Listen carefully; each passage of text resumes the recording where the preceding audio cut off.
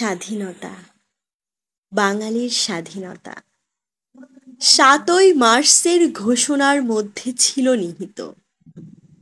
৭ই মার্চের বজ্রধ্বনিত ভাষণে বাঙালি পেল বাংলাদেশ নামক রাষ্ট্র। সেই ভাষণে উজ্জীবিত হলো বাঙালির চিত্র। বাঙালির চোখে মুখে প্রস্ফুটিত হয়েছে স্বাধীনতা জয়ের স্বপ্ন।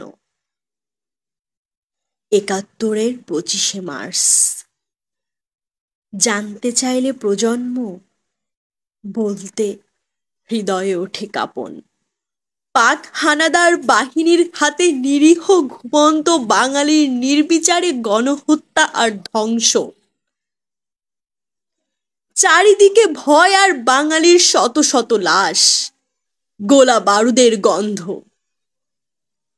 অন্ধকার রাতে জ্বলছে বাড়িঘর, আগুনের লেলিহানে দাউ দাউ করে জ্বলছে সব।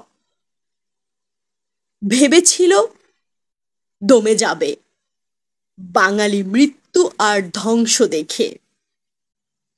স্বাধীনতাকামী বাঙালি রুখবে হানাদার বাহিনী, বুলেটের আঘাতে কণ্ঠ করবে স্তব্ধ। তাই তো তারা হিংস্রতা আর বর্বরতার সীমা ছাড়ালো, ছাড় দেয়নি শিশু ও নারীকেও। নির্মম অত্যাচারে ক্ষত বিক্ষত করল বাংলার চিত্র। অপারেশন সার্চ ২৫শে মার্চের কালো রাত।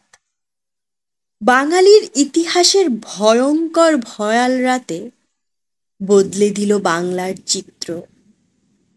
২৬শে মার্চ রাতে মহান নেতার পক্ষ থেকে বেতারে আসলো স্বাধীনতা ঘোষণা শেষ প্রহরে।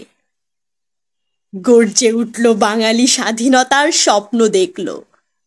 যতদিন রবে পদ্মা, মেঘনা, যমুনা, গঙ্গা, ব্রহ্মপুত্র, ভুলব না তোমাদের যারা এনে দিল স্বাধীনতা।